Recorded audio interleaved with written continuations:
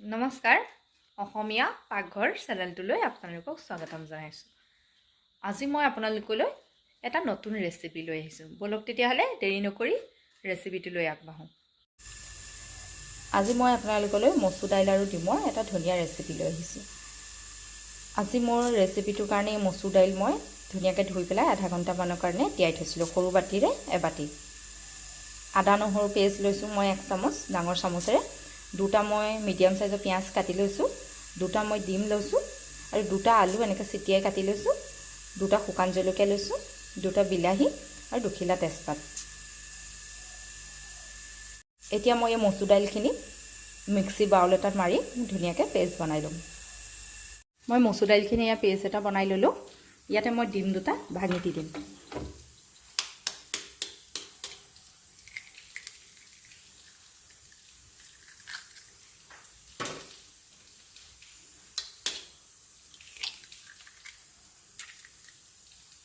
মই ডিমকেইটা ভাঙি দিলোঁ। ইয়াত আন্দাজমতে নিমখ দি দিছোঁ। মই অকণমান মিট মছলা দি দিছোঁ, অকণমান জিৰা ধনিয়া গুড়ি দি দিছোঁ। এতিয়া মই ধুনীয়াকৈ মিক্স কৰি ল'ম।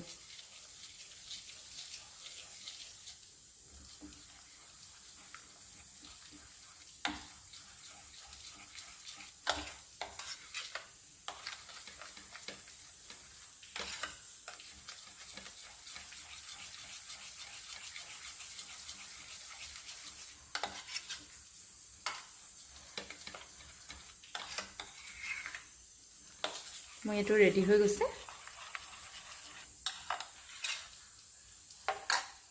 মই এখন পেন পাতি লৈছোঁ। মই ইয়াতে অকণমান ৰিফাইন দি দিম।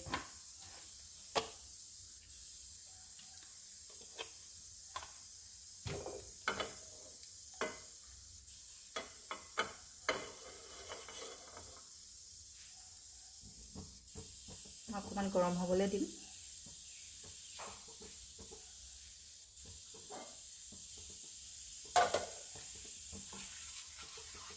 গৰম হৈ গৈছে। মই ইয়াতে যিটো মচুৰ দাইল আৰু ডিমৰ পেষ্ট বনাই থৈছিলোঁ, মই এতিয়া ইয়াতে দি দিম।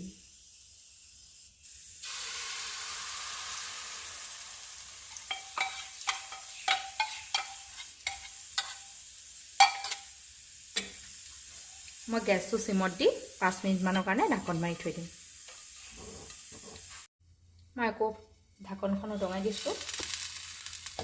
এই নিচিনা ফুলি অহা নিচিনা হৈছে। মই এতিয়া লাহেকৈ ইলুটি শিলুটি কৰি দিম।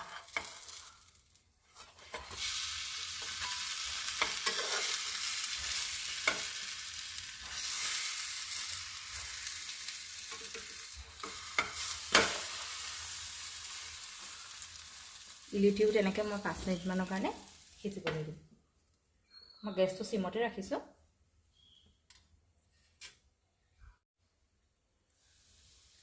মোৰ এইটো হৈ গৈছে।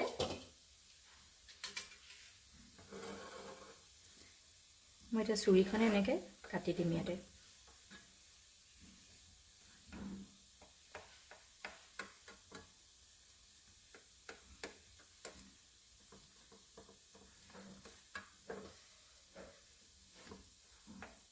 টুকুৰাকৈ মই কাটি ল'ম ধুনীয়াকৈ।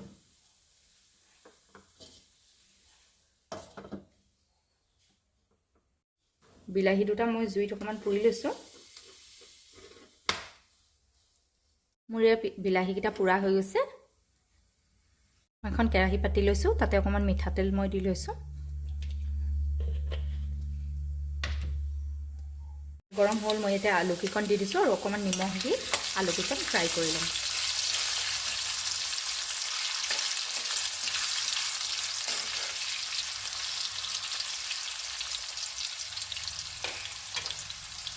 আলুখিনি ফ্ৰাই কৰা হৈ গৈছে। মই এতিয়া কাঢ়ি ল'ম। মই ইয়াতে পিঁয়াজ, শুকান জলকীয়া আৰু দুখিলা তেজপাত দি দিছোঁ।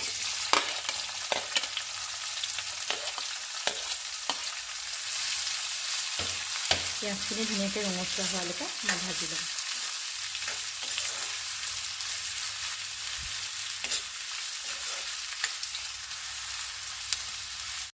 মই ইয়াতে আদা নহৰু পেষ্টটো দি দিম আৰু অলপ দেৰি মই ভাজিছোঁ। মোৰ পিঁয়াজখিনি ভজা হৈ গৈছে। মই এতিয়া যি দুটা বিলাহী পুৰি লৈছিলোঁ তাৰ ওপৰৰ ছালখন এৰুৱাই মই ধুনীয়াকৈ কাটি ইয়াত দি দিম। মই এইখিনি ধুনীয়াকৈ ভাজি ল'ম।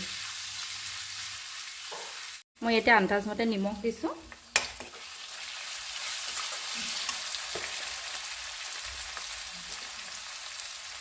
ইয়াতে জিৰা ধনিয়া গুড়ি দিছোঁ, অকণমান মিট মছলা দিছোঁ, অকণমান ৰেড চিলি পাউডাৰ দি দিছোঁ।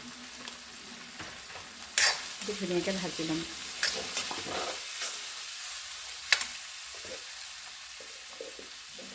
এক চামুচ হালধি পাউডাৰ দিছোঁ। বিলাহীখিনি গলি যোৱালৈকে ভাজি থাকিম। মোৰ বিলাহী পিঁয়াজখিনি ভাজ খাই গৈছে। মই ইয়াতে যিকেইটা আলু ফ্ৰাই কৰি থৈছোঁ মই ইয়াতে দি দিছোঁ।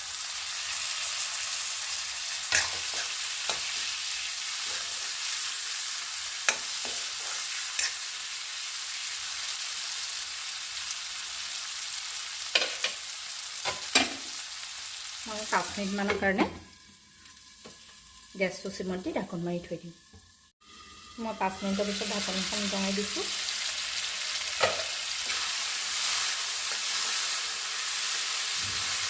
ইয়াতে মই অকণমান এতিয়া আলুখিনি ধুনীয়াকৈ সিজি গৈছে, গৰম পানী দি দিম।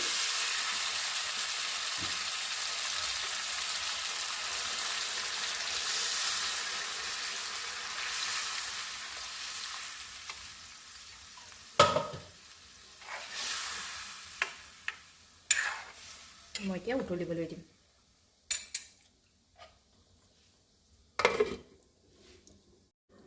মোৰ তৰকাৰীখিনি উতলিছে। মই ইয়াতে এতিয়া মচুৰ দাইল আৰু ডিমৰ যিটো হেৰি বনাই থৈছিলোঁ ইয়াতে মই দি দিম।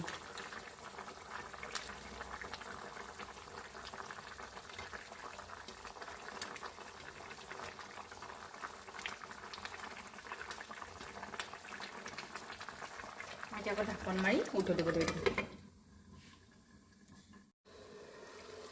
আজি মোৰ ৰেচিপিটো ৰেডি হৈ গৈছে। নিশ্চয় ইমান ধুনীয়া কালাৰ হৈছে। আপোনালোকে যদি এনেকৈ বনাই চোৱা নাই, এবাৰ বনাই খাই চাবচোন, খাবলৈ বৰ সুন্দৰ হয়। নিশ্চয় ইমান ধুনীয়া কোমল হৈছে। যদি মোৰ ভিডিঅ'টো চাই ভাল পালে লাইক কৰিব, কমেণ্ট কৰিব, শ্বেয়াৰ কৰিব। যিসকলে এতিয়াও মোৰ চেনেলটো ছাবস্ক্ৰাইব কৰা নাই প্লিজ চেনেলটো ছাবস্ক্ৰাইব কৰি ল'ব। ধন্যবাদ।